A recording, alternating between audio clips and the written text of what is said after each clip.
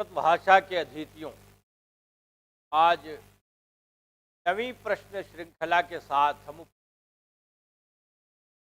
दैनिकी प्रश्न श्रृंखला का विशिष्ट अवलोकन लगातार किया जा रहा है। प्रश्नों में विराजमान रहने वाले सभी विकल्पों पर समय देकर विशेष मीमांसा की जा रही है, ताकि प्रत्येक प्रतिस्पर्धी को अध्ययन का पूरा लाभ प्राप्त हो सके और परीक्षा में अच्छे स्थान उसे प्राप्त हो सके। ध्यातव्य है, फौरी तौर पर किया गया प्रश्नों का हल किसी विशेष लाभ को प्रदान नहीं करता, किंतु यदि समय देकर हर एक विकल्प पर प्रश्न विशेष पर विमर्श किया जाता है तो निश्चित रूप से वह यथेष्ट फल प्रदान करता है। टीजीटी, पीजीटी, यूजीसी और असिस्टेंट प्रोफेसर की प्रतिस्पर्धा में लगे हुए जो भी प्रतिस्पर्धी हैं, प्रतियोगी हैं, उन्हें बहुत जागरूक होकर अध्ययन करने की अपेक्षा है। अध्ययन बिना किए प्रश्नों को हल करने से भी कोई लाभ नहीं हो। इसलिए उन्हें चाहिए पहले संबंधित पुस्तकों का जो उनके पाठ्यक्रम में सन्निविष्ट हैं का अध्ययन करें और तदनंतर अगर प्रश्न पत्रों की श्रृंखला हल करेंगे उन्हें निश्चित रूप से विशेष लाभ पहुंचेगा और मेरिट में अच्छा स्थान प्राप्त करेंगे। न कि केवल संस्पर्श करने की कोशिश करेंगे, बल्कि ऊपर से हाईएस्ट मेरिट कैसे प्राप्त करें इसके लिए प्रयास करेंगे। सफलता निश्चित रूप से उनके हाथ होगी। आइए तिवारी जी, प्रश्न छापिए। हम लोग नवी, तो आइए उसका अवलोकन करने का यत्न किया जाए। दैनिकी प्रश्न श्रृंखला नवम, तिवारी जी प्रश्न छापिए।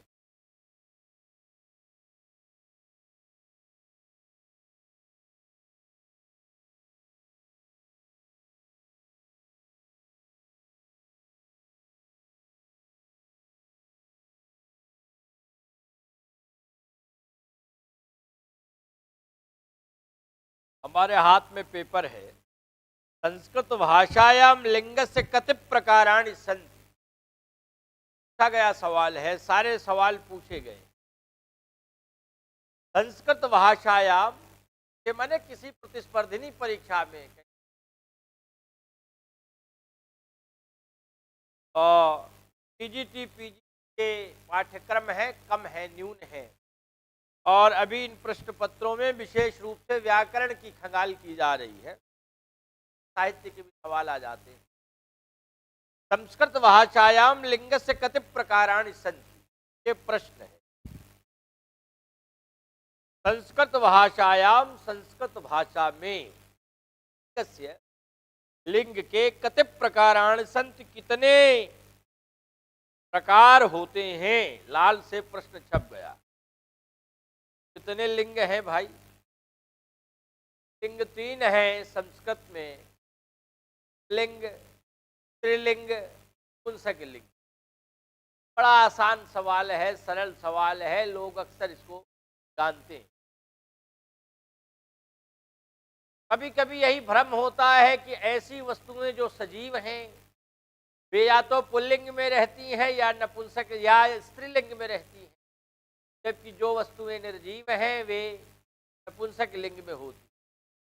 यह केवल शिक्षकों और शिक्षार्थियों का भ्रम है, ऐसा सर्वत्र नहीं। बहुत सारी सजीव वस्तुएं नपुंसक लिंग में, जैसे कलत्र शब्द है, कलत्र माने स्त्री, ये सजीव है, लेकिन कलत्रम, कलत्रे, कलत्राणी ये रूप चलता है और नपुंसक लिंग का शब्द है कलत्र। इसी प्रकार मित्रता सजीवों की विशेषता है और मित्रम शब्द नपुंसक लिंग का शब्द है, मित्रम, मित्रे, प्राणी रूप चलता है। रामः श्यामस्य मित्रम अस्ति, न कि मित्र है अस्ति, किया नहीं कि अनुवाद गलत हुआ नहीं। तो इसलिए ऐसे बहुतेरे शब्द हैं और बहुत सारे निर्जीव शब्द हैं जो पुल्लिंग में आ जाते हैं। जैसे गुण शब्द है, गुण के प्रकृति में रहते हैं, प्रकृति में रहने वाले ही माने गए हैं। त्रयो गुणा सत सत्व रजस तमस, लेकिन ये पुल्लिंग में आते हैं। गुणा पूजा स्थानम गुण सुनच लिंगम न च वयः, उत्तराचरितम में आया है। गुण गुण गुणाह रूप चलता है। इसी तरह बाण शब्द है, बाण तीर जिसे कहते हैं, ये भी पुल्लिंग का शब्द है, रूप चलता है बाण है, बाणौ बाणा। लोग निर्जीव मान करके ये समझ जाते हैं कि ये नपुंसक लिंग में ही होगा, जबकि सर्वत्र सर्वदा ऐसा व्यवहार नहीं किया जाता। तो इसलिए संस्कृत का लिंगानुशासन विशेष रूप से प्रत्ययों पर निर्भर है, लेकिन यह क्लिष्ट प्राय होने के कारण ज्यादातर अभ्यास परंपरा से ही समृद्ध हो पाता है। इसलिए शब्दों का अनुशासन चाहिए, उसे अनुवाद करना चाहिए, उसे हर एक नए शब्द पर ध्यान रखना चाहिए, कहाँ आया है और किस प्रकार आया है। नीति शतकम में एक श्लोक आया है, केयूराण न विभूषयन्ति पुरुषम हारान चंद्रोज्वला। केयूराण नपुंसकलिंग में है, लेकिन एक संघर्षी अध्यापक परस्पर विवाद करने लगे, कहा केयूराह न विभूषयन्ति पुरुषम हारान चंद्रोज्वला। केयूर शब्द पुल्लिंग में। तो ये ध्यान रखा जाता है कि कभी कभी ऐसे भी शब्द हैं जिनका एक से ज्यादा लिंग है। तो केयूर शब्द पुल्लिंग में भी आते हैं और स्त्रीलिंग में भी आते हैं। इसलिए कभी किसी टीकाकार ने केयूराह लिख दिया और किसी ने केयूराण लिख दिया। वैसे अनेक शब्द। यहाँ पर प्रश्न है कि संस्कृत भाषायाम लिंग से कति प्रकाराणि सन्ति, भाषा में लिंग के कितने प्रकार हैं। पहला ऑप्शन है 3, यही 3 सही है, दूसरा 2 है गलत है, तीसरा 4 है भी गलत है, चौथे 5वें की भावना नहीं है। इसलिए पहला वाला विकल्प यहाँ 3 ये सही है। तिवारी जी सवाल आगे बढ़ाइए।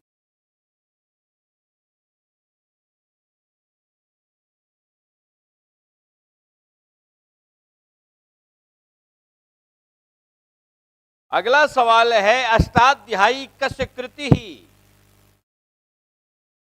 अष्टाध्यायी कस्य कृति, अष्टाध्यायी किसकी रचना है। बहुत प्रसिद्ध ग्रंथ अष्टाध्यायी। जब शब्द आवे तो तत्काल उसमें सन्निहित रहने वाले हर प्रश्न को, हर बिंदु को खगाल लेना चाहिए। अष्टानाम अध्यायानाम समाहारः इति अष्टाध्यायी। कौन सा समास बनेगा।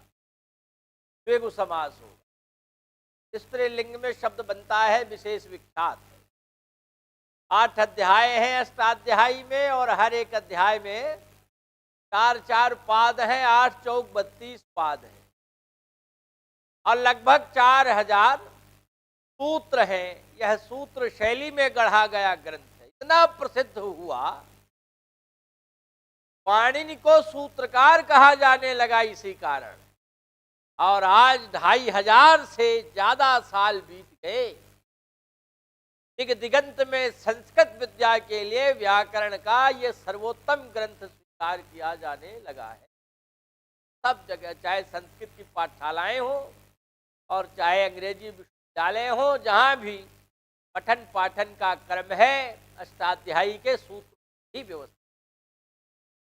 तो यह सवाल है, अष्टाध्यायी कस्य कृति ही अस्ति। पहला है कात्यायन। कात्यायन की रचना नहीं है, यह कात्यायन का वार्तिक नाम का ग्रंथ है, जिसमें लगभग 5000 वार्तिक है। उसके कारण वार्तिककार कहा जाता है। अष्टाध्यायी के सूत्रों की विधि सम्मत उन्होंने अपने वार्तिकों में व्याख्या प्रस्तुत की है, इसलिए इन्हें वार्तिककार कहते हैं। पतंजलि उन्होंने अष्टाध्यायी पर सन्निविष्ट रहने वाले वार्तिकों पर विशेष दृष्टिपात किया है और महाभाष्य नाम का ग्रंथ लिखा है, जिसके कारण इन्हें भाष्यकार कहते हैं। दूसरे नंबर पर पाणिनि है।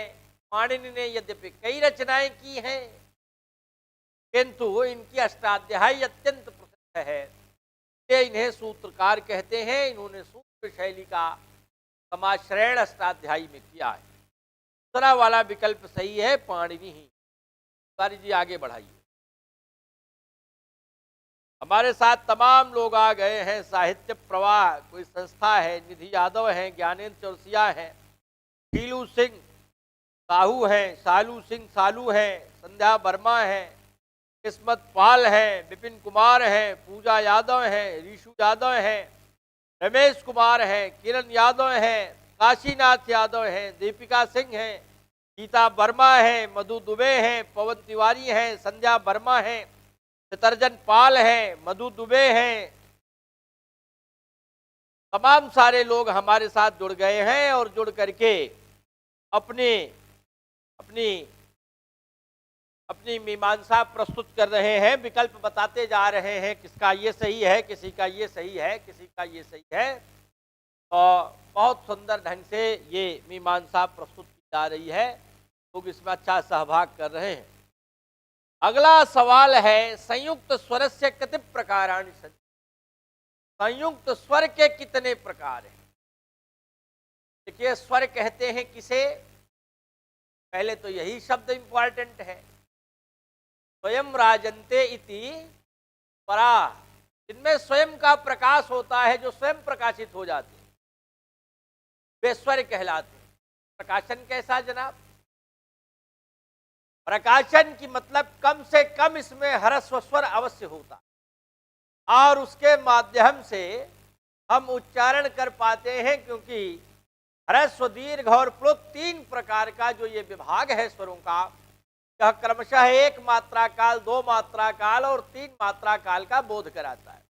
आज के विज्ञान की दृष्टि से भी उच्चारण के लिए कम से कम एक मात्रा काल का होना आवश्यक, जबकि व्यंजनों की मात्रा आधी होती है। इसलिए आधी मात्रा वाले व्यंजन अपना उच्चारण करा नहीं सकते, इसलिए उन्हें स्वरों पर निर्भर रहना पड़ता है।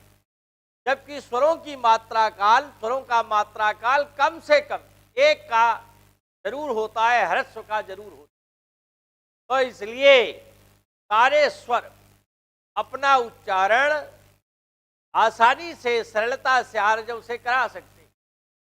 इसलिए इन्हें स्वयं राजन्ते इति स्वराः ये कहकर स्वर कहा गया।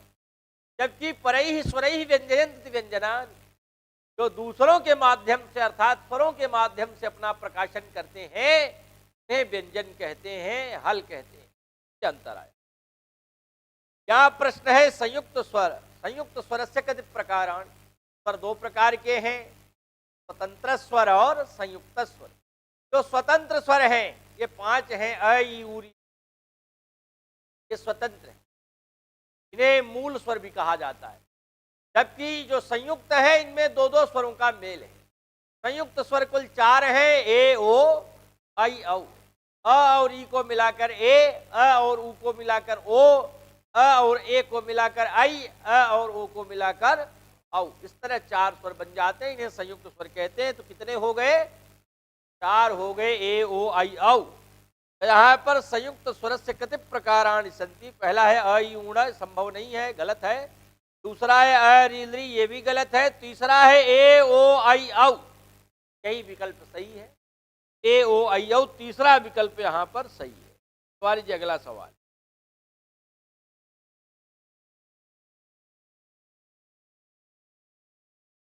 संस्कृत भाषायाम कति कारकाणि भवन्ति। कारक कितने? कारक किसे कहते हैं? क्रियान्वयित्वम कारकत्वम। क्रिया से जिनका सीधा संबंध, संबंध नहीं, संबंध तो होता ही है। संबंध दो प्रकार के हैं, सीधा संबंध, साक्षात संबंध और परंपराया संबंध। परंपराया नहीं यहाँ पर विवक्षित है, साक्षात संबंध होना चाहिए। साक्षात संबंध जिसका क्रिया से है वही कारक है। और कुल कारकों की संख्या 6 है। कर्ता कर्म च करणम संप्रदानम तथैव च अपादानाधिकरण इत्याहुः कारकाणि षट्। कारक शब्द यहाँ नपुंसक लिंग में कहा गया, जबकि क्री धातु णुल प्रत्यय लगकर ये तो लिंगी शब्द है। लिंग में कारक कारक कारका, स्त्रीलिंग में कारिका कारिके कारिका, नपुंसक लिंग में कारकम कारके कारकाण। प्रकरण है इसलिए इसको नपुंसक लिंग में रखा गया।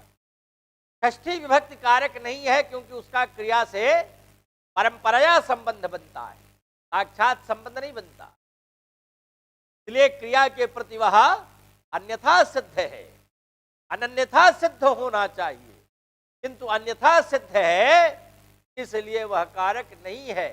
अन्यथा सिद्ध और अनन्यथा सिद्ध कह करके हायर एजुकेशन में सवाल बनाया जा सकता है, यूजी में और असिस्टेंट प्रोफेसर, इसलिए हर एक का ओहदा पृथक पृथक होता। तो षष्ठी विभक्ति जिसका नाम संबंध है, का क्रिया से साक्षात संबंध नहीं होता, इसलिए वह कारक नहीं। कुल कारकों की संख्या कितनी है? 6 है। यहाँ 4 विकल्प है, पंच षट सप्त, तो यहाँ दूसरा वाला विकल्प षठ, यही सही है, षठ। कुछ लोग खट भी कहते हैं, तो कहें, लेकिन ये है कि वे षष्ठी की जगह फिर खष्ठी कहेंगे, इसलिए कि यह दोनों जगह कहना पड़ेगा ना। अगर स को मान लीजिए ख कहा, फिर खष्ठी कहिए, क्योंकि दोनों जगह वही सकार है, मूर्धन्य सकार है, इसका उच्चारण स्थान मूर्धा है। और इसी प्रकार कृष्ण कहिए, विष्णु कहिए, तमाम जगह मामले फंस। अगर स कहते हैं तो षष्ठी कहिए, ये न कहिए षष्ठी या खष्ठी। खष्ठी भी गलत है और षष्ठी भी गलत है, या तो षष्ठी कहिए या तो खष्ठी कहिए। तो ये अगला सवाल तिवारी जी, संस्कृत भाषायां कति कारकाणि भवन्ति के आगे किमिति सर्वनाम शब्दस्य नपुंसकलिंगे द्वितीया विभक्तौ बहुवचने किम रूपम भवति। किम, किम क्या है? ये सर्वनाम शब्द है। सर्वनाम कितने हैं? 35। Very good, 35। तो 35 सर्वनाम है जो सबके लिए प्रयुक्त होते हैं। सर्व उनका पहला शब्द है सर्वाधिगण का, और उस सर्वाधिगण के 35 शब्दों में किम भी आता है।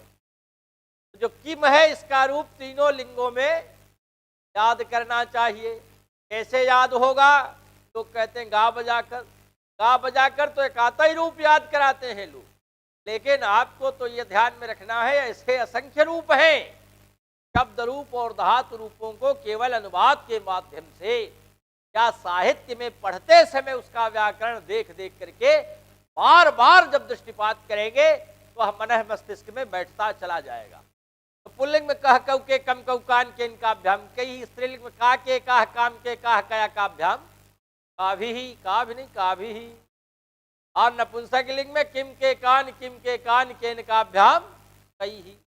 और इस प्रकार सातों विभक्तियों के सभी वचनों में रूप संचालन होता है। उन्होंने कहा क्या है, जरा सवाल देखिए। किम सर्वनाम शब्द से कहा, इस सर्वनाम शब्द का नपुंसक लिंगे, नपुंसक लिंग में द्वितीया विभक्त, द्वितीया विभक्ति में बहुवचन में किम रूपम भवति। किम के कान कान ही बनेगा। तो कान रूप सिद्ध होगा। पहला है किम, गलत है। दूसरा कान, ये गलत है क्योंकि कान पुल्लिंग में है। कहा गया था कांस कान, टीजीटी ने उत्तर प्रदेश माध्यमिक शिक्षा सेवा चयन बोर्ड, कांस कान, कान कान इति कांस कान। कान कान है यही जो कान दूसरा आया है।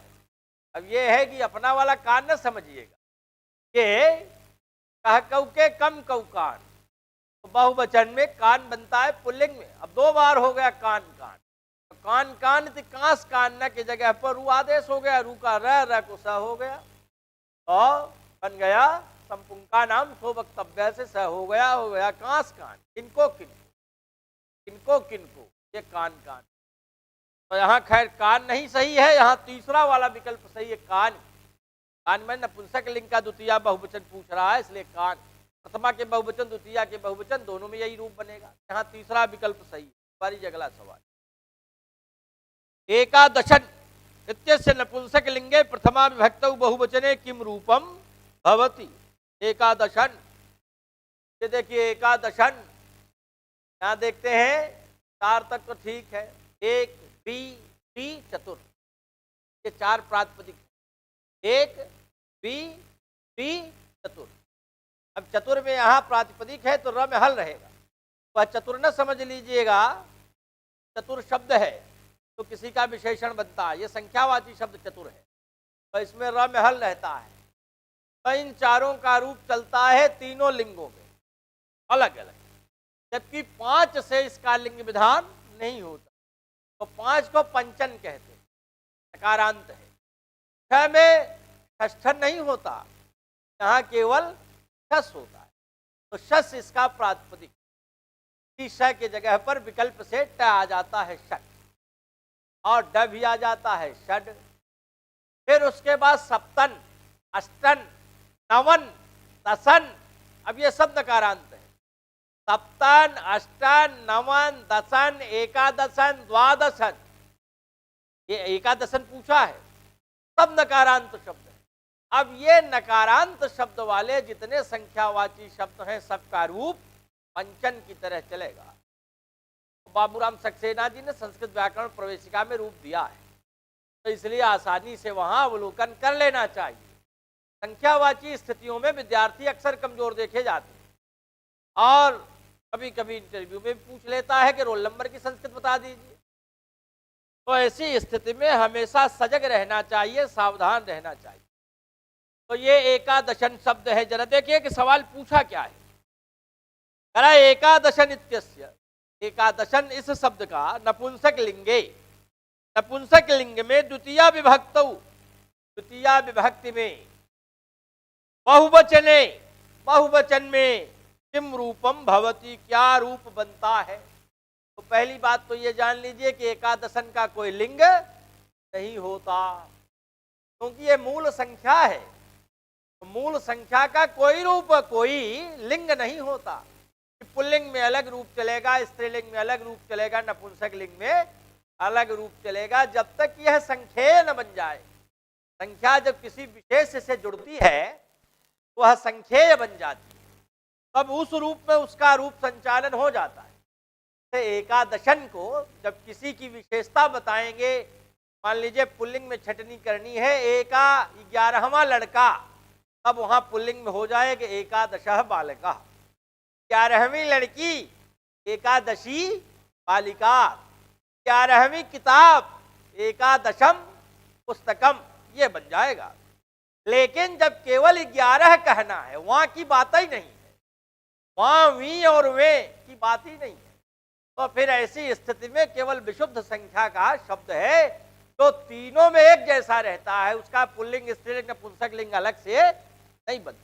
और संख्या भी 5 के ऊपर माने 5 की तरह है और ज्यादा है 2 से, तो इसलिए हमेशा बहुवचन में रहेगा, एक वचन और द्विवचन भी नहीं होगा। इसलिए जो इन्होंने कहा है भरमाने के लिए कि द्वितीया विभक्त बहुवचन है, तो द्वितीया विभक्ति में बहुवचन में जो रूप बनता है केवल उसी में बनता है, और नपुंसक लिंग में ही नहीं बल्कि पुल्लिंग और स्त्रीलिंग में भी वही रूप बनता है। तो इसलिए वह ज्यों का त्यों रह जाता है, ध्यान में ये रखना है। उन्होंने दिया क्या, एकादशानी, नपुंसक लिंग देख करके लोगों की निगाह जाती है, एकादशानी नपुंसक लिंग में बनता है, तो इसलिए बना लेंगे। दूसरा एकादशाणी, तो लोगों का मंतव्य है कि एकादशान्य की जगह अपने आप भीड़ बना लेते हैं, तो एकादशाणी कर लेते हैं, जबकि री रसा हो तब जाकर न गुण होना चाहिए, परंतु फिर भी कर लेते हैं। एकादशान, ये भी नहीं संभव है। तो ये तीनों रूप यहाँ पर गलत ही दिए गए हैं। एकादशन का न लोपः प्रातिपदिकांत से लोप हो जाता है, न का केवल एकादश रह जाता है। एकादश माने 11, अब वह एकादश चाहे पुल्लिंग का हो, चाहे स्त्रीलिंग का हो, चाहे नपुंसक लिंग का हो, वही बना रह जाता है, एकादश एकादश। जब आप पंच का देखेंगे तो प्रथमा द्वितीया के बहुवचन में पंच पंच, यही आपको प्राप्त होगा। वैसे ही एकादश एकादश आगे बन जाएगा, एकादश भी ही एकादशेभ्यः प्रकार। लेकिन यहाँ ये ध्यान रखना चाहिए, तो ऐसा सवाल पूछा गया, यहाँ एकादशी ही सही माना जाएगा, तीनों विकल्पों में उपलब्ध नहीं है, इसलिए इसके तीनों विकल्प ऊपर वाले गलत हैं। तब कौन सा सही होगा, अंतिम वाला उपर्युक्तेषु कपि नास्ति, 5वां वाला विकल्प सही है। तिवारी जी अगला सवाल।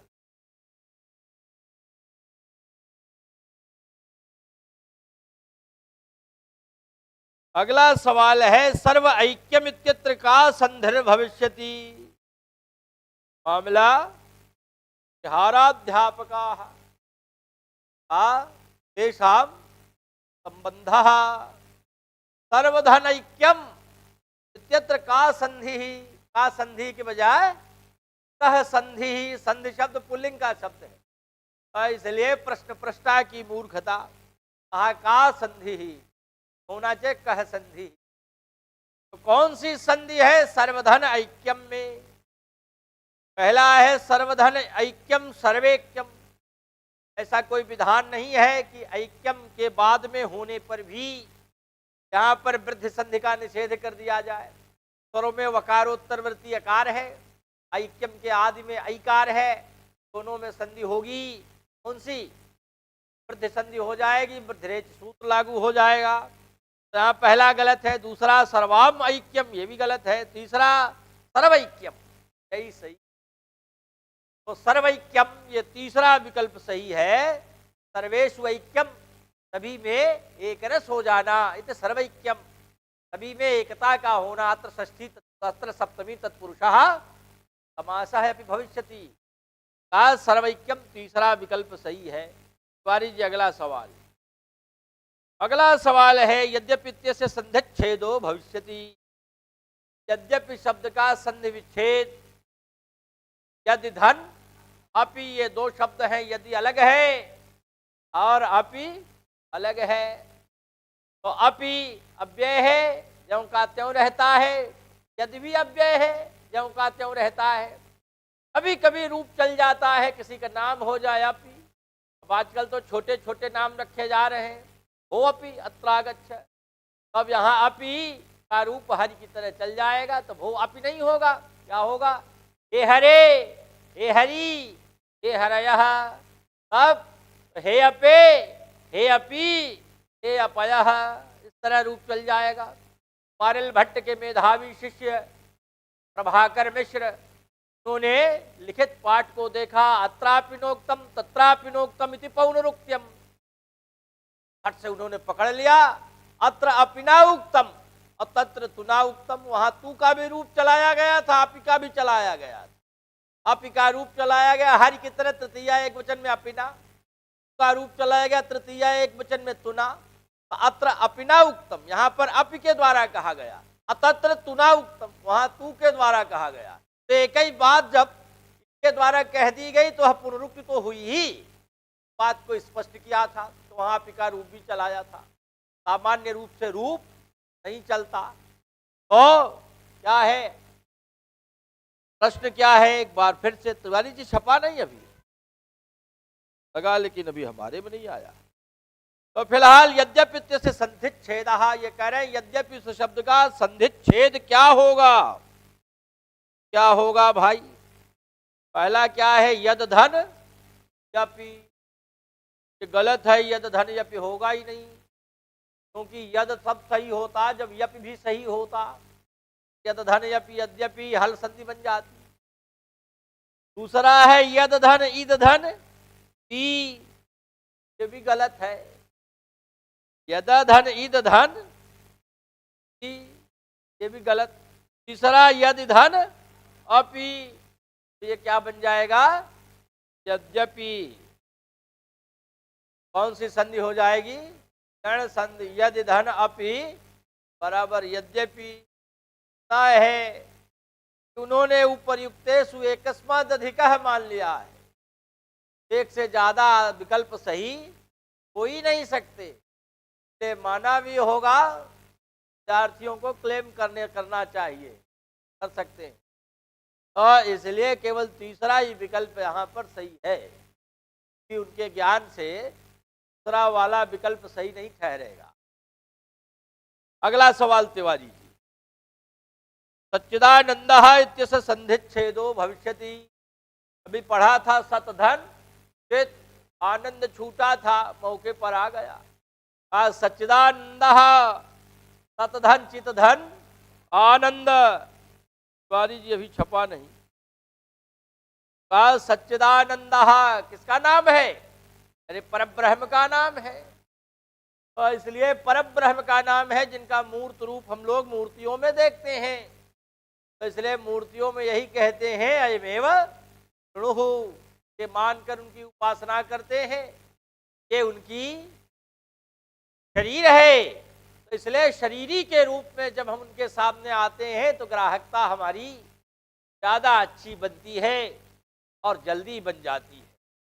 तो इसलिए मूर्ति ही प्रभु का विग्रह है, यह मानकर हम उसके करीब श्रद्धावान होकर पहुँचते हैं। तो सच्चिदानंद ये परब्रह्म है जो सत है। सत माने अस धातु से छत्र प्रत्यय किया जाता है तो सत शब्द बनता है। पुल्लिंग में रूप चलता है सन संतौ संतः, सातों विभक्तियों के सभी वचनों में रूप चलता है। तो कौन सत है? केवल परब्रह्म, वही सत्तावान है, हमेशा बने रहेंगे। बाकी तो सब आएंगे और चले जाएंगे, पैदा होंगे और मर जाएंगे, लेकिन वही अकेले सत्तावान है, इसलिए उन्हें सत कहते हैं। चित चैत्य होना, चेतनता का होना उनका गुण है, इसलिए उनमें चेतनता देखी जाती है। जब आते हैं तो जड़ को भी चेतन बना देते हैं। और आनंद केवल और केवल उनका स्वरूप आनंदमय ही है। वे मित्रों को भी आनंद देते हैं और शत्रुओं को भी आनंद देते हैं। प्रदूषण ने देखा तो कहा देख देखी नहीं ऐसी सुंदरताई, ऐसा सौंदर्य ऐसा लावण्य तो जगत में हमने देखा ही नहीं कभी। और उसका फल देखिए क्या हुआ, कहा यद्यपि भगिनी कीन कुरूपा, यद्यपि इन्होंने बहन की नाक कान काट ली है, छोड़ने योग्य नहीं है, लेकिन फिर भी ये इतने अनुपम है, पद लायक नहीं पुरुष है अनुपम पुरुष है, इसलिए बद के योग्य नहीं। ऐसी स्थिति में ऐसे आनंद है, आनंद राशि है जो मित्र और शत्रु दोनों के लिए अत्यंत प्रिय है। यहाँ सवाल है कौन सा, तिवारी जी अगला छपा नहीं, हमारे में भी यद्यपि ही दिखा रहा है। सच्चिदानंदः इत्यस्य संधिच्छेदो भविष्यति। सच्चिदानंदः इत्यस्य शब्दस्य, इस शब्द का संधिच्छेद क्या होगा? छिदिर विदारणे धातु से छई प्रत्यय लगता है तो छेदः शब्द बनता है, राम की तरह रूप चलता है। छेदः छेदौ छेदाः, तो क्या छेद होगा? पहला है सच धन चिदाधन नंदः, ये तो बिल्कुल गलत है। सच धन सच बनता नहीं क्योंकि सत है, सद है। दूसरा है सत धन चित धन आनंद है, यही बिल्कुल परफेक्ट है। सत और चित में पहले संधि करेंगे तो क्या होगा? सचित, सचित बन जाएगा। ये ऊपर बनाया गया है, आज बोर्ड में इसी के नंबर था, इस्तो हो चुना तो हो गया सचित। और जब सचित हुआ तो बाद में आनंदा है। फिर वेरी गुड, सोनम सिंह ने कहा झलाम जशोंते, तो इसलिए झलाम जस झस को छोड़ करके अंते दो सूत्र हैं, झलाम जस झस झलाम जशोंते। तो यहाँ झलाम जस झस झस बाद में रहे तब वह होता है, यहाँ झस नहीं बल्कि आनंद का आ है। ये झलाम जशोंते के द्वारा ती वर्ग का तृतीय वर्ण आदेश हो गया, तथ हो गया, तो बन गया सच्चिदानंद। दूसरा विकल्प सही है। तीसरा सतधन चिदाधन नंदा, ये भी गलत है, नहीं होगा सतधन आनंद, तो तीसरा भी गलत है, इसलिए दूसरा विकल्प सही है, सतधन चितधन आनंद। तिवारी जी अगला सवाल। और इस प्रकार से ये सच्चिदानंद ये शब्द परमात्मा का वाचक है। अगला है आगत्य इत्यस्य संधिच्छेदो भविष्यति। आगत्य, आगत्य शब्द इसमें क्या रूप सही होगा? संधिच्छेद, उसे अलग अलग करके कैसे फाइन करेंगे, कैसे अलग करेंगे? तो ये आगत्य शब्द है। आगत्य शब्द में पहला विकल्प है, छप गया कि नहीं? अभी छपा, छप गया, और इसलिए छपा माने आधन गम धन ल्यप, पहला विकल्प है आधन गम धन ल्यप। ठीक है, ये बिल्कुल ठीक है, आधन गम धन ल्यप, यही तो सही है। गम धातु से ल्यप प्रत्यय लगता है और ल्यप की विशेषता है कि उसके पहले उपसर्ग रहता है। आधन गम धन ल्यप बन गया आगम्य, लेकिन आगम्य के जगह विकल्प से दूसरा भी रूप बनता है आगत्य, तो इसलिए आगत्य वाला ज्यादा ख्यात लब्ध है, बन गया आगत्य। दूसरा है आम धन गम धन, ये बिल्कुल बेकार है, आम तो कोई उपसर्ग है नहीं। आधन गधन तुक धन यत, ये भी गलत है। और इसलिए आगत्य, कुछ लोग आधन गधन तुक धन या तुक मान लेते हैं, तुक नहीं है, तुक का कोई आगम नहीं है, गम धातु ही है। तो इसलिए आधन गम धन जब इतना ही विच्छेद ठीक है तो बन गया आगत्य और आगत्य। लेकिन ध्यान में ये रखना चाहिए कि जो आगम्य वाला रूप बनता है कभी कभी उसमें यतादि प्रत्ययों का प्रवेश करा दिया जाता है, तब हो जाता आगम्य, आगम्यम, आगम्या। तो वहां जब ये हो गया तो आने योग्य है ये अर्थ हो जाता है, वहां प्रत्यय फट से बदल गया। तो प्रत्ययों की विशेषता है, बड़ी क्लिष्ट है, इसीलिए विद्यार्थियों को, शिक्षकों को ज्यादातर दुरूह प्रतीत होती है। पूरी कौमुदी में ये बिखरी है, जगह जगह पर इसके रूप दिखाई पड़ते हैं। तो ये विखराव अनुवाद के माध्यमों से विशेष रूप से गृहीत होता है, तो इसका परिज्ञान यथेष्ट रूप में हो पाता है। धीरे धीरे प्रत्ययों का ज्ञान करना चाहिए। जब पुल्लिंग स्त्रीलिंग नपुंसक लिंग लगा दिया जाए तो वह लेप की विशेषता के अंतर्गत नहीं आएगा, तब यत क्या प्रणेत ये प्रत्यय हो जाएगा, का अर्थ योग्यता या चाहिए हो जाएगा, तो इसलिए आगम्य बन जाएगा तब। लेकिन अगर आगम्य के बजाय आगम्य है, आगत्य है, तो इसका मतलब यहाँ पर लेप प्रत्यय ही है, क्योंकि लेप प्रत्यय अव्यय कहे जाते हैं। अक्वा और लेप ये दोनों अव्यय है, और वास्तव में बता दें कि लेप भी कोई प्रत्यय नहीं, अक्वा के स्थान पर होने वाला आदेश है, इसलिए प्रत्यय तो अक्वा है। ऐसी स्थिति में यहाँ लेप के बजाय अक्वा पूछते तो और सही होता। फिलहाल पहला विकल्प यहाँ पर सही है और दूसरा तीसरा विकल्प गलत है। अगला सवाल तिवारी जी।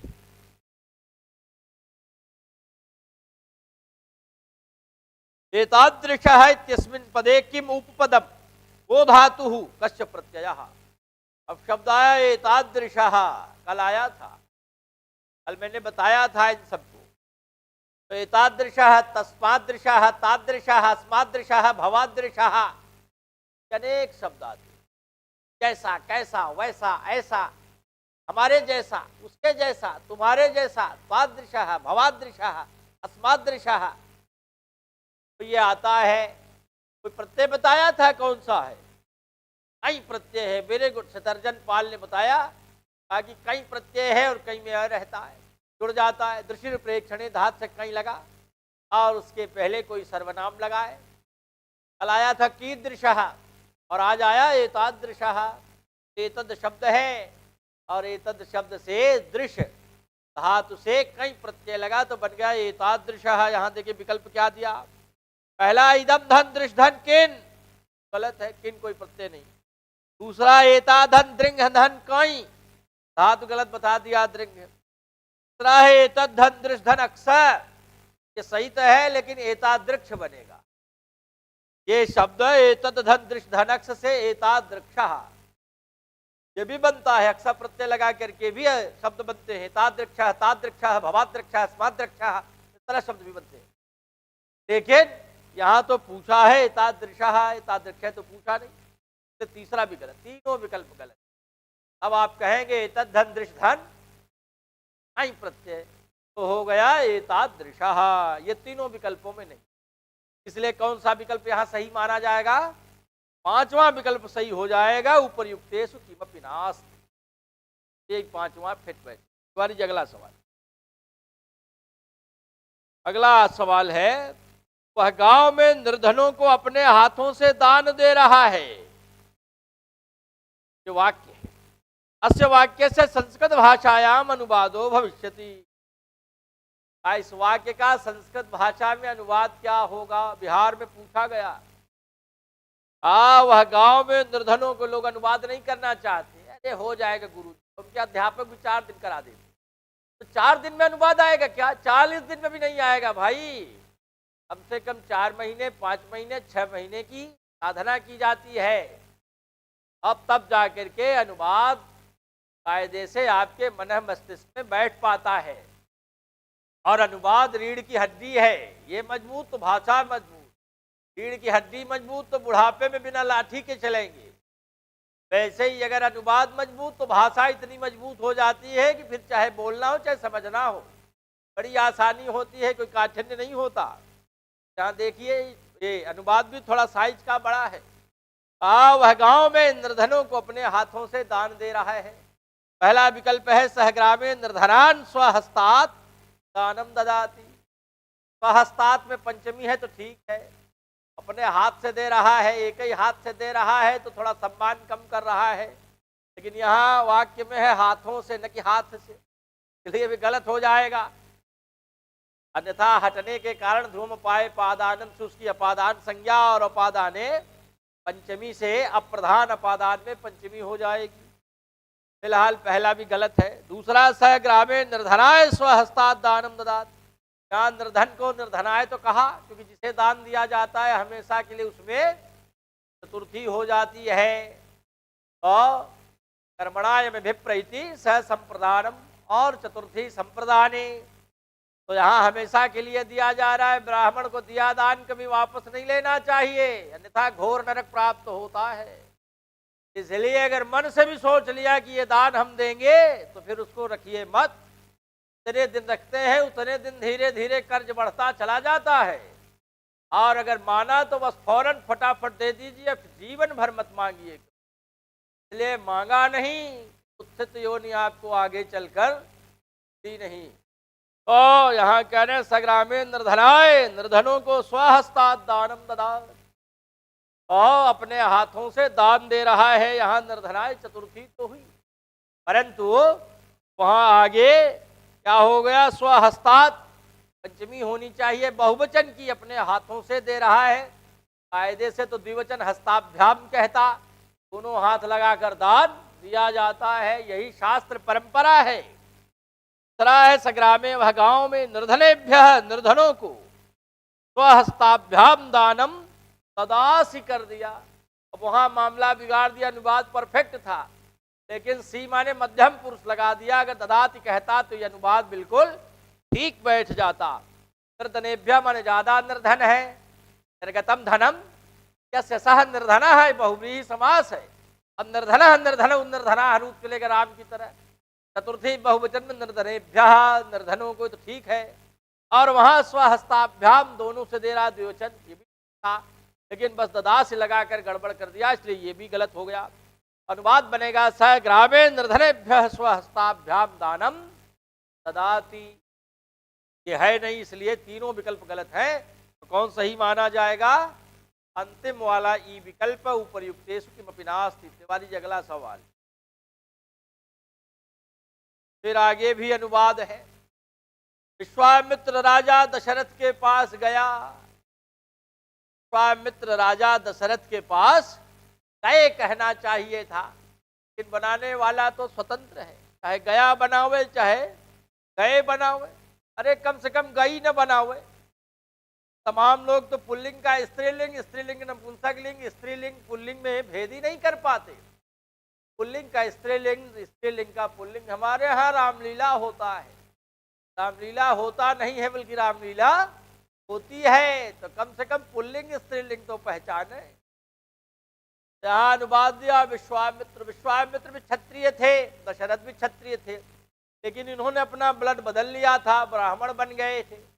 मैंने इतनी अधिक उपासना की, इतनी अधिक, इतना चिंतन किया कि अपने जप प्रभाव से उन्होंने ब्राह्मण योनि को प्राप्त कर लिया था। तो इसलिए बड़े दर्जे के ये तपस्वी थे, ऋषि थे।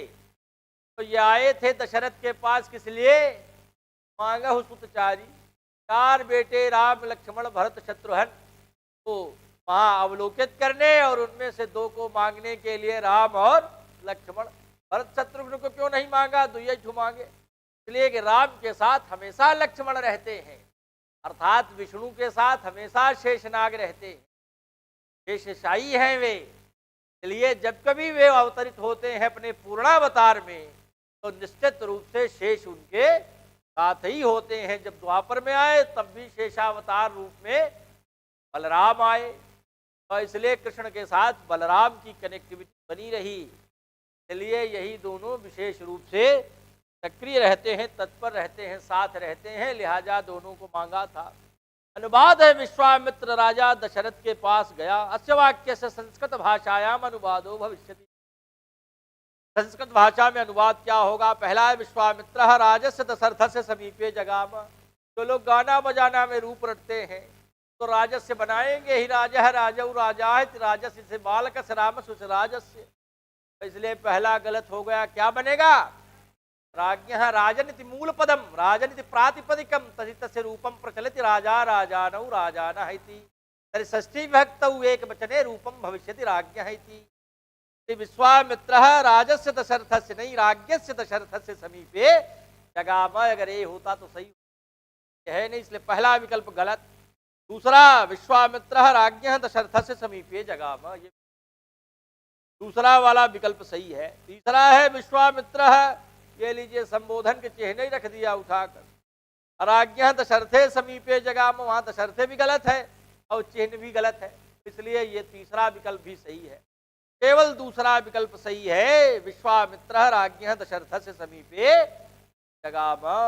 विश्व जिसका अमित्र है, विश्व जिसका मित्र नहीं है, विश्व जिसका शत्रु है वह विश्वामित्र है। तो इसलिए विश्व जिसका शत्रु बनेगा तभी न परमात्मा प्राप्त होंगे। इसलिए भवसागर से मुक्ति प्राप्त करने के लिए विश्व को अपनी दृष्टि से परोपकार आदि को छोड़कर हटाना होगा, तभी जाकर परमात्मा के दर्शन होंगे। ब्रह्म सत्यम जगन मिथ्या, केवल ब्रह्म ही एकमात्र सत्य है, बाकी सारा संसार क्या है, इस मिथ्यात्व को समझना होगा। यहाँ दूसरा विकल्प सही है। हमारी अगला सवाल, अगला सवाल है, छप रहा है, अभी प्रोसेस में है, मैं पहले ही पढ़ देता हूँ इसलिए कि कल बड़ा टाइम हो गया, फिर आगे की कक्षाएं हमारी बाधित ही करनी पड़ी, इसलिए थोड़ा त्वरा के साथ पढ़ रहा हूँ। राम ने बाण से बाली को मारा, अभी छप जाएगा। राम ने बाण से बाली को मारा, राम ने रावण को बाली को मारा। बाली एक बंदर था, बाली और सुग्रीव दो भाई थे। ये जो बाली है ये इंद्र का पुत्र था, और जो सुग्रीव नाम आता है वह सूर्य का पुत्र था। तो ये दोनों ही परम बलशाली थे, बड़े योद्धा थे। लेकिन जो बाली था ये इसे वरदान मिला हुआ था, जो इसके सामने आएगा इसकी दृष्टि से उसकी दृष्टि मिलेगी, आंख से आंख मिलेगी, तो सामने वाले का बल आधा हो जाएगा। अब जैसे ही आधा होता नहीं था कि वैसे ही फट से बाली से परास्त कर देता था। रावण जैसा आदमी, रावेति रोदेति रावण, तो लोगों को रुला देता था, उसे रावण कहते थे। वह भी रहा बाल की 6 महीने बंद रहा, क्या कर रहा था, बाल उथल पुथल मचा रहा था, रावण इधर उधर बोल रहा था नाप शनाप। और जैसे ही नजदीक गया धीरे से पकड़ में आया नहीं, कैसे ही पकड़ा और दबा दिया। तो कहिए कि लग बाई चांस आचमन करना था। तो फिर ऐसे हाथ जरा सा ढीला हुआ, निकला रावण और भागा, कभी बाल से हाथ नहीं मिला। तो इसलिए बाल से यमराज भी सामने आए संघर्ष करने के लिए। ब्रह्मा ने समझ लिया कि ये तो मामला बिगड़ जाएगा, तो इसलिए कि यमराज भी परास्त हो जाएंगे। तब उन्होंने आकर बाली को समझाया था। राम को मारना हुआ तो सुग्रीव से राम ने कहा, सुन सुग्रीव, मैं मारी हूं बाली ही एक ही बाण, एक बाण से ही मारूंगा। क्योंकि भरोसा ही नहीं हो रहा था कि बड़े बड़े तो मार नहीं पाए, आप कैसे मारेंगे। आप ब्रह्म रुद्र शरणागत गए न उबर ही प्राण, चाहे ब्रह्मा लग जाए चाहे शंकर, लेकिन कोई भी उसके प्राणों को फिर से युक्त नहीं कर सकेगा, जीवित नहीं कर पाएगा। ऐसा बाण मारूंगा। अभी भरोसा नहीं मिला तो हुआ तो दुंदुभि अस्थिताल दिखराए, वहां दुंदुभि राक्षस की हड्डी पड़ी हुई, कहा कि इसको आप मार दीजिए तो मैं जान जाऊं कि बाल फेंक पाता था और ये विशाल काय रहा है, आप भी फेंक ले तो मान जाऊं कि आप मार लेंगे। फेंक दिया तो भी सुग्रीव को भरोसा नहीं हुआ कि जब उसने फेंका था तब तो मांस खूब लगी, अब तो हड्डी हड्डी रह गई है। तो उसने कहा 7 ताल के वृक्ष हैं, इन्हें भी अगर आप ढहा दीजिए एक बाण से तो जान जाए कि आप मार लेंगे। मार दिया, एक बाण से 7 ताल के वृक्षों को भी धराशायी कर दिया, बिनु प्रयास रघुनाथ ढहाए। और जब गिर गया तो बाली को मारा है तो बलम अस्ति अस्य इति बालिन, बाली बालिन बालिना रूप चलता है। तो जब बाली को मारा तो उसने कहा, अवगुण कौन नाथ मोहि, तेरा क्या अवगुण है, आपका मैंने क्या बिगाड़ा था। वहीं पर उन्होंने कहा है कि मैं भक्त पक्षपाती हूं, इसलिए मेरी शरणागति की है, स्वीकार कर लिया है सुग्रीव ने। ऐसी स्थिति में तुमने उसके साथ अपराध किया तो भक्त के साथ अपराध हुआ तो तुम भी बद्ध हो। और तुमने ये 4 काम जो संसार में लोक निषिद्ध है उनमें से एक काम संपन्न किया। अनुज वधु भगिनी सुत्सा नारी सुन सम ये सठ कन्याचारी नहीं कुदृष्ट बिलोकई जोई ताहि बधे कछ पाप न हो। बाली को मारा, वही प्रसंग यहाँ दिया। कहा राम ने बाण से बाली को मारा। अस्य वाक्य से संस्कृत भाषायाम अनुवादो भविष्यति। इस वाक्य का संस्कृत भाषा में अनुवाद होगा, क्या होगा? पहला है रामेण बाणेन बालिम हंत। रामेण बाणेन राम के द्वारा, बाणेन बाण से बालिम हंती बाली को मारता है। ये गलत हो गया, वहां मारा है यहाँ मारता है। हंति हतः हनंत ये रूप चलता है, हन धातु का लट लकार। तो ये हंत तो लट लकार प्रथम पुरुष एक वचन का रूप है। लोग यही कभी कभी भूल जाते हैं तो समझते हैं कि बहुवचन वाला है, जैसे पठंति भवंति वैसे हंति, तो वैसे नहीं है, बल्कि उसका हनंति है। यहाँ हंत एक वचन में ही है, गलत हो गया ये। दूसरा रामः बाणात् बालिम मारयति, ये तो बिल्कुल गलत है। तीसरा है रामः बाणेन बालिम जघान, ये सही है, ये भी गलत है। यद्यपि यही उन्होंने उत्तर मान लिया है, लेकिन यह भी उनकी मूर्खता है, क्योंकि बालिन शब्द है, बाल शब्द नहीं है। ये अध्ययन करना चाहिए शिक्षकों को हमेशा, और जो पेपर बना हुए उसको तो बहुत चौकन्ना रहना चाहिए। तो बालिन शब्द है और बाली बालिना बालिना रूप चलता है, द्वितीया एक वचन में बालिनम बनेगा, बालिम नहीं बनेगा। तो इन्हें कहना चाहिए रामः बाणेन बालिनम जघान, तब सही हो जाता। लेकिन ये भी गलती की, इसलिए तीनों विकल्प दो कौड़ी के तीनों गलत। अंत में जाएगा पांचवां विकल्प सही है, उपर्युक्तेषु किमपि नास्ति। वाल्मीकि रामायण में अगर बालिन शब्द देखे होते तो वहां मिल जाता, अनेक सह प्रयोग किया गया है। और जो बालिबध है तो बालिनः बधा है थी बालिबधा, बालिनः बधम, तो यहाँ बालिन का जो न है न लोपः प्रातिपदिकांत से लुप्त हो जाता है, इसलिए वह हर्ष दिखता है। वही उन्होंने मान लिया जैसे बाल वैसे हरि, जैसे उसका रूप चलेगा वैसे बालिका भी चल जाएगा। जबकि बलम अस्य अस्ति, ये उसका निर्वचन है, उसके पास बल है, शक्ति है, का नाम उसके आधार पर पड़ा था बालिन, तो यहाँ बालिनम हंति हो। तो यहाँ पांचवा विकल्प सही है। कुमारी जी अगला सवाल। लता को लड्डू अच्छे लगते हैं। लड्डू किसे नहीं अच्छे लगते, सभी खाते हैं। अब कुछ लोगों को पसंद नहीं आता, जिन्हें मीठा कम प्रिय है, और इसलिए उससे भागते हैं, लेकिन देखे बढ़िया तो थोड़ा मोड़ा वे भी खा लेते हैं। तो लड्डू मोदक ये हनुमान जी को बड़े प्रिय है, आज तो भववार भी है, मंगल को जन्मे मंगल ही करते। तो फिलहाल ये लड्डू की बात यहाँ की जा रही, लता को लड्डू अच्छे लगते हैं। अस्य वाक्य से संस्कृत भाषायाम अनुवादो भविष्यति। तो वाक्य का संस्कृत भाषा में अनुवाद क्या होगा? तरह है लतान मोदका रोचनते, बिल्कुल गलत है, क्योंकि जिसे कोई वस्तु अच्छी लगती है उसमें चतुर्थी हो जाती है, संप्रदान कारक होता है। रुच्यर्था नाम प्रियमाण, रुच्यर्थक धातुओं के प्रयोगावसर पर जो प्रियमाण है, प्रसन्न होने वाला है, उसका नाम अपा, उसका नाम संप्रदान पड़ता है। जब पड़ गया नाम तब चतुर्थी संप्रदाने से उसमें हो जाती है, जब वह प्रधान होता है तब, इसलिए चतुर्थी देखी जाती है। तो यहाँ तो द्वितीया दे दिया, लतान मोदका रोचनते, गलत हो गया।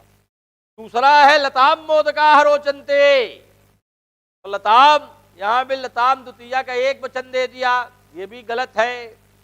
अब पहला विकल्प दिया लतायै मोदका रोचनते, ये बिल्कुल परफेक्ट है। मोदका मोदकऊ मोदका, आपने देखा है डॉक्टर कपिल देव द्विवेदी के रचनानुवाद, कौमुदी मोदक शब्द पुल्लिंग में है, धातो प्रत्यय संयोगे कृते सति मोदक शब्द भाषा में स्पद्यते, तर्हि अनुवादः विद्यते लतायै मोदका रोचन्ते। लतायै, लता इति मूल पदम, लता इति प्रातिपदिकम, तस्य चतुर्थी भक्त एक वचने रूपम भविष्यति। लतायै इति रमायै बालिकायै, इस प्रकार के रूप बनते हैं। लतायै मोदका रोचन्ते, लता को लड्डू अच्छे लगते हैं, पहला विकल्प सही है। तुम्हारी अगला सवाल, प्राणी मात्र का भला हो, ये प्राणी मात्र का भला हो प्राय फिक्स अनुवाद है। तरह की स्थितियां जन सामान्य में भी देखी जाती, सर्वे भवन्तु सुखिनः सर्वे सन्तु निरामया सर्वे भद्राणि पश्यन्तु मां कश्चित् दुःख भाग भवेत् लोकोचित। और ये केवल सनातन धर्म ही कहता है, इसलिए बाकी के सब पंथ हैं, ये धर्म नहीं कहा जा सकता, क्योंकि वे सबकी बात ही नहीं कहते। जो 4 लोग उनके साथ हैं वही उनके अनुयायी हैं और उन्हीं से उनका धर्म चलता है, इसलिए वो धर्म हुआ ही नहीं। धर्म तो व्यापक है, धर्म तो सारे लोगों को व्याप्त कर लेता है अपने, उसे धर्म कहते। धारणा धर्म इत्याहो धर्मो धारयते प्रजा, यह स्यात् धारण संयुक्तः स धर्म। धर्म तो ये है, तो इसलिए सनातन मात्र ही तो धर्म है। और घोषणा करता है सर्वे भवन्तु सुखिनः, सभी सुखी होवें, सर्वे सन्तु निरामयाः, सभी रोग रहित होवें, सर्वे भद्राणि पश्यन्तु, सभी कल्याण का दर्शन करें। कश्चित् दुख भाग भवेत्, संसार में कोई आदमी दुखी न। पाप से घृणा करो, पापी से नहीं। तो इसलिए चाहे अच्छा कर्म करने वाला है चाहे खराब, सबका भला हो। दुर्जनम प्रथमम बंदे सज्जनम तदनंतर, पहले दुर्जन की वंदना फिर सज्जन की वंदना। इसलिए कि दुर्जन अपने कार्यों से बना है, कार्य हट जाएंगे तो सज्जन भी हो जाएगा। बहुत लोग ऐसे हुए भी हैं। नास्य वाक्य से प्राणी मात्र का भला हो, तिवारी जी ने छाप दिया, प्राणी मात्र का भला हो। अस्य वाक्य से संस्कृत भाषायाम, इस वाक्य का संस्कृत भाषा में अनुवाद हो, भविष्यति अनुवाद होगा। पहला क्या है, प्राणी मात्राय भद्रम, भूपात छप गया है, भूपात का उपय है, वो अगर याद हो जाता तो बिल्कुल फिट था। तो प्राणी मात्राय भद्रम भूयात, तो यहाँ भद्र शब्द के साथ चतुर्थी भी होती है और षष्ठी भी होती है, 2 विभक्तियां हो जाती हैं। मद्रम भद्रम कुशलम निरामयम तम अर्थात सब आ जाते हैं। तो ऐसी स्थिति में क्या हो जाता है, चतुर्थी और षष्ठी दोनों विभक्तियां आ जाती हैं। तो यहाँ भद्रम, भद्र शब्द है, तो भूपात के बजाय भूयात नहीं है, इसलिए पहला वाक्य गलत है। दूसरा सर्वे संतु निरामया, ये तो ठीक, प्राणी मात्र का भला हो, तो प्राणी मात्र शब्द सर्वे में आ गया। संतु निरामया मन रोग विरहित होए, तो ये भावार्थ पर चल रहा है, इसलिए भाव यही अर्थ हुआ निकला कि प्राणी मात्र का भला हो, सबका कल्याण हो। भला माने कल्याण, तो कल्याण में ये भी है निरामय। जब आपको रोग ही पकड़े रहेगा तो धर्म क्या खाक करेंगे। तो इसलिए शरीर माध्यम खलु धर्म साधन, धर्म का साधन है क्या, शरीर। शरीर नहीं रहेगी तो कैसे आप धर्म करेंगे, इसका भी सही होना जरूरी है। तीसरा सही है प्राणी मात्र से भद्रम भूयात, षष्ठी के साथ है, तो इसलिए दूसरा सही है और तीसरा सही है, 2 विकल्प सही है, इसलिए ऊपर युक्तेषु एकस्माद् अधिकः, चौथा विकल्प सही होगा। तुम्हारी अगला सवाल, सब सैनिकों में वीरेंद्र शूरवीर है, सभी सैनिकों में वीरेंद्र शूरवीर है, तो ये भी है, छटनी की जा रही है, छांट दिया जा रहा है। छटनी के लिए एक कानून कारक में आया है बड़ा, यतश्च निर्धारणम का, यतश्च जहां से निर्धारणम छटनी की जाए, में कौन सी विभक्ति हो जाती है, षष्ठी और सप्तमी। चंपा मिश्रा ने बताया, कहा दोनों विभक्तियां होती, तो इसलिए षष्ठी और चतुर्थी दोनों हो जाती हैं। यतश्च निर्धारणम बड़ा विख्यात सूत्र। अस्य वाक्य से संस्कृत भाषायाम अनुवादो भविष्यति, वाक्य का संस्कृत भाषा में क्या अनुवाद होगा, सब सैनिकों में वीरेंद्र शूरवीर है। पहला है सर्वेषु सैनिकेषु वीरेंद्र शूरवीर तमः विद्यते, ठीक है, बिल्कुल ठीक है। सर्वेषु सैनिकेषु, सभी सैनिकों में वीरेंद्र, वीरेंद्र नाम वाला आदमी शूरवीर तमः विद्यते, शूरवीर तम है, तमो विद्यते, उत्तु संधि हो गई हसिच से, तो और अच्छा है। शूरवीर तमो विद्यते, ये ठीक। तम प्रत्यय लग गया ना, तम प्रत्यय किस अर्थ का प्रत्यय है, सुपरलेटिव डिग्री वाला, हाईएस्ट डिग्री वाला।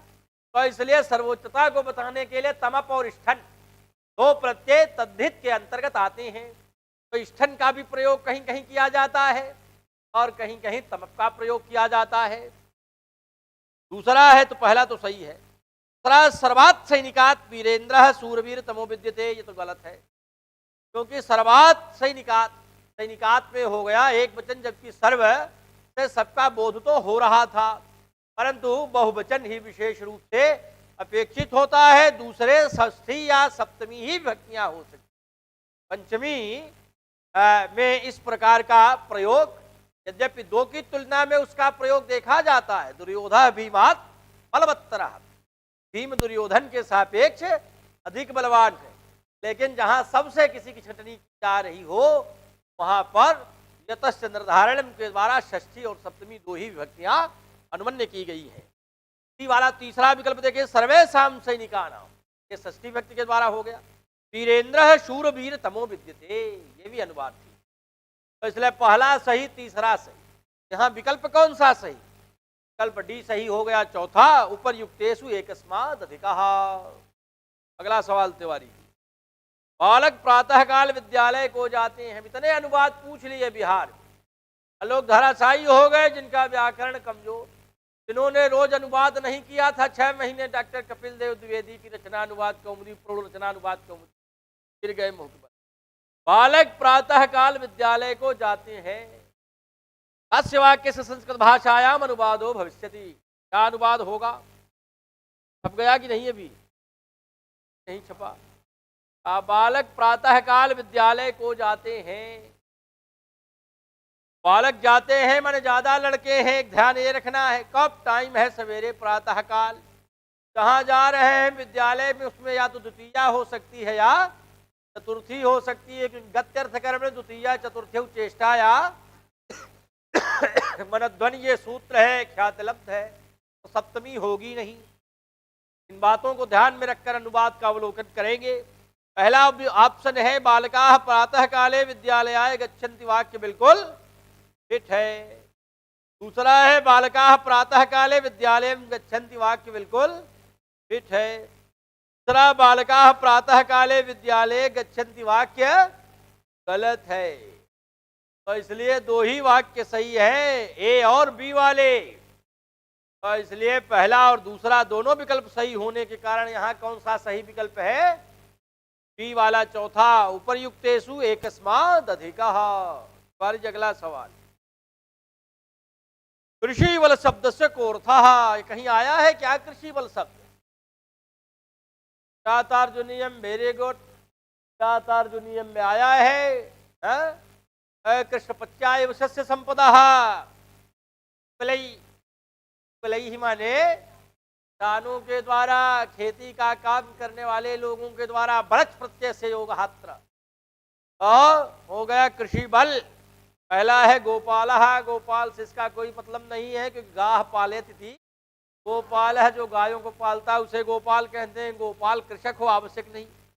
दूसरा व्यवसायिका, व्यवसाय करने वाले लोग हैं, सिर्फ उसका कोई मतलब नहीं, लेना देना नहीं। तीसरा है कृषका, यही बिल्कुल परफेक्ट है।